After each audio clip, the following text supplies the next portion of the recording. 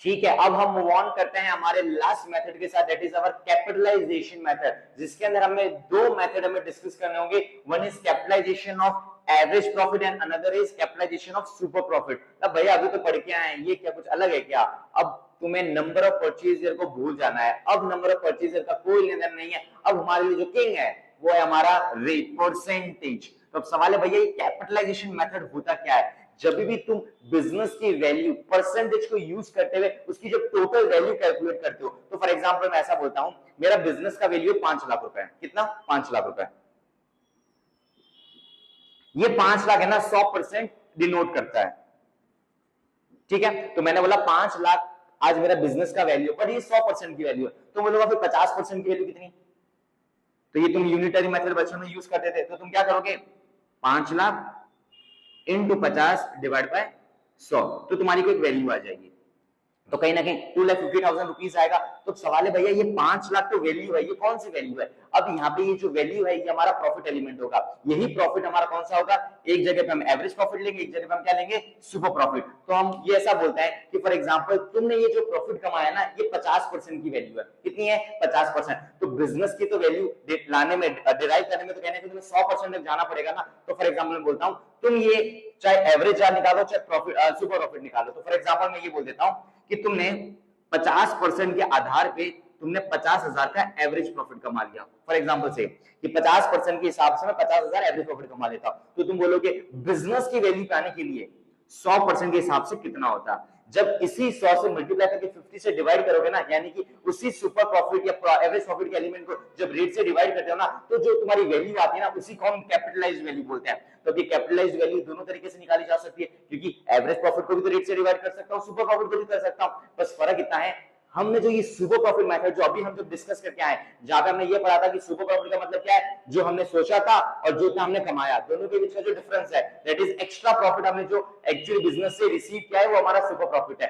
तो वो super profit जैसे वहां निकाला था ना, वैसे ही यहाँ पे ले लो, बस कुछ नहीं करना है, उससे सुपर प्रॉफिट को रेट से भी डिवाइड कर दो। तो अब मैं सुपर प्रॉफिट को जैसे ही मैं रेट से डिवाइड कर दूंगा, सीधा मेरी गुडविल आएगी। तो वहां वाले जो सेकंड मेथड हमने सुपर प्रॉफिट डिस्कस किया था, वहां पे हमने नंबर ऑफ परचेज ले लिया था, पर यहाँ पे हम नंबर परचेज को इग्नोर कर रहे हैं। हम यहाँ पे क्या ले रहे हैं? रेट, क्योंकि हम रेट से सुपर प्रॉफिट को कैपिटलाइज कर देंगे और कैपिटलाइज करके जो हमारी बिजनेस की वैल्यू आएगी, एक्स्ट्रा वैल्यू, उसी को हम यहाँ पे गुडविल बोल रहे हैं। पर एवरेज प्रॉफिट में ऐसा नहीं होता है। तो वापस एक बार मैं रिपीट कर रहा हूं, मैं यहां पे गुडविल निकालने के लिए सीधा तुम्हें सुपर प्रॉफिट को सीधा रेट यानी कि परसेंट से डिवाइड करना है, जो तुम्हारी वैल्यू आएगी वो डायरेक्टली तुम्हारी गुडविल आ जाएगी। But same method average profit के लिए लागू नहीं होता है। अब एवरेज प्रॉफिट में किस तरीके से अब हमें सॉल्व करना है गुडविल का कैलकुलेशन, वो हम जरा यहाँ पे देख लेते हैं। अब इसके अंदर तुम्हें डिफरेंस यूज करना होगा। बोला क्या, किस प्रकार का डिफरेंस? तो अब जरा देखो, छोटा सा एकदम हल्का सा फॉर्मूला लिखा हुआ है, कैपिटलाइज्ड वैल्यू यानी कि तुम्हारी बिजनेस में एक्चुअल में जो वैल्यू तुमने निकाली है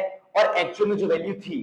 तो फॉर एग्जांपल समझो मार्केट में आज मेरे बिजनेस का 10 लाख रुपया वैल्यू है, पर कहीं ना कहीं मेरे बिजनेस के अगर मैं असेट्स और लायबिलिटी देखूं ना, तो मिला मिला के अगर मैं नेट वैल्यू निकालूं तो 5 लाख की असेट्स है, मतलब 5 लाख का इन्वेस्टमेंट है। तो 5 लाख इन्वेस्टमेंट के सामने वो लोग 10 लाख रुपए दे रहे हैं, तो कहीं ना कहीं 5 लाख वो लोग ज्यादा देने के लिए तैयार हो गए। तो यही जो तुम्हारी बिजनेस की जो एक्चुअल में वैल्यू थी और जो सामने वाला जो परचेजर है वो तुम्हें कितनी वैल्यू दे रहा है, जो एक्स्ट्रा परचेज कंसिडरेशन जो हमें दे रहा है ना, उसी डिफरेंस में हम यहाँ पे क्या बोलते हैं? गुडविल। तो तुम बोलोगे भैया ये तो पता ही होगा हमें, क्योंकि हमारा ही धंधा है, कैपिटल हमने कितना लगा के रखा है बिजनेस में वो तो हमें पता ही होगा। और नहीं भी पता है तो हमने 11th स्टैंडर्ड में एक बेसिक अकाउंटिंग इक्वेशन का एक फॉर्मूला पढ़ा था, asset plus liabilities, sorry liabilities plus capital is equal to your asset. तो सिंपल सी बात है, अगर A is equal to L plus C होता है, तो C निकालने के लिए तुम्हें A को L से क्या करना पड़ेगा? माइनस करना पड़ेगा। तो बस यहाँ पे यही लिखा है मैंने, अगर तुम्हारे पास कैपिटल एम्प्लॉयड नहीं दिया डायरेक्टली क्वेश्चन में, तो वहां पे दो चीजें दी होगी, तुम्हें एक असेट और एक तुम्हें लायबिलिटी, उसी असेट में से लायबिलिटी माइनस कर दो और कैपिटल एम्प्लॉयड आ जाएगा, जो हमें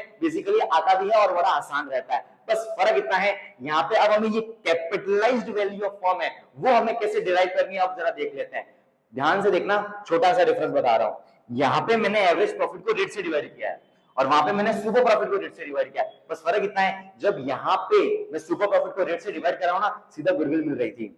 यहाँ पे एवरेज प्रॉफिट को रेट से डिवाइड करने से मुझे गुडविल नहीं मिलेगी, मुझे क्या मिलेगी? मेरी कैपिटलाइज्ड वैल्यू, मतलब एक्चुअल में बिजनेस की वैल्यू कितनी है, फिर उसको मुझे अपने एक्चुअल इन्वेस्टमेंट से माइनस करना पड़ेगा, जिसको मैं कैपिटल एम्प्लॉयड बोल रहा हूं। तो फॉर एग्जांपल यहाँ पे तुम्हारा एवरेज प्रॉफिट आया 50,000 और तुम्हारा जो रेट परसेंट जो क्वेश्चन में दिया रहेगा वो 10% है।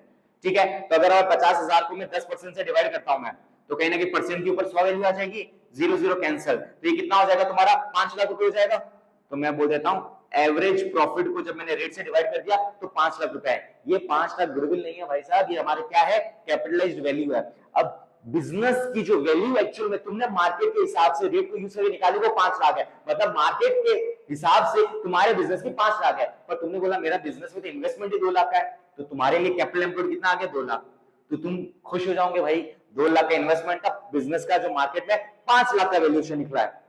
तो जो ये 3 लाख का जो एक्स्ट्रा पैसा तुम्हें मार्केट से रिसीव होगा ना, वही तुम्हारा यहाँ पे क्या है, गुडविल है। और ये इसलिए ज्यादा है ना क्योंकि तुमने बहुत अच्छा काम किया, तुम्हारी ब्रांड इमेज अच्छी थी, इसलिए लोगों ने तुम्हारे बिजनेस की जो वैल्यूएशन है उसको ज्यादा क्या बोलते हैं मेजर किया है, और उस हिसाब से ज्यादा क्या बोलते हैं तुम्हारा डिफरेंस आया है, जिसको हम यहाँ पे गुडविल नाम ना दे रहे हैं। तो कैपिटलाइज्ड वैल्यू निकाल लोगे, बस कैपिटल एम्प्लॉयड से माइनस करना है, गुडविल आ जाएगा। तो बस यहाँ पे तुम्हें 2 स्टेप में फॉलो करना है, कैपिटलाइज्ड वैल्यू निकालो, एवरेज प्रॉफिट को रेट से डिवाइड करके जो आता है कैपिटल एम्प्लॉयड से माइनस कर दो, गुडविल आ जाएगी। यहाँ पे तो सीधा सीधा है, जो सुपर प्रॉफिट है सीधा रेट से डिवाइड कर दो तो तुम्हारी गुडविल आ जाएगी। तो अब सवाल है भैया, ये आपने फॉर्मूला वगैरह तो सब पढ़ा दिया, और थोड़ा एग्जाम में फॉर्मूला तो पूछेंगे नहीं, समय पूछने वाला है, तो इसके पहले हम बेसिक क्वेश्चंस कंप्लीट करेंगे हर एक मेथड के, फिर हमारे एग्जाम के पॉइंट ऑफ व्यू से, board exam point of view से क्या अच्छे क्वेश्चंस बन सकते हैं टेस्टी वाले, वो हमें डिस्कस करने होंगे। तो सबसे पहले कैपिटलाइजेशन मेथड को हम डिस्कस नहीं करेंगे, सबसे पहले हम एवरेज पे जाएंगे, फिर सुपर पे जाएंगे, फिर हम कैपिटलाइजेशन पे जाएंगे। तो पहले हम बेसिक सम्स करेंगे, फिर उसके बाद हम एडवांस क्वेश्चन क्या बोलते हैं हमारे सॉल्व करेंगे, और एग्जाम के लिए कौन से एडजस्टमेंट्स इंपॉर्टेंट होंगे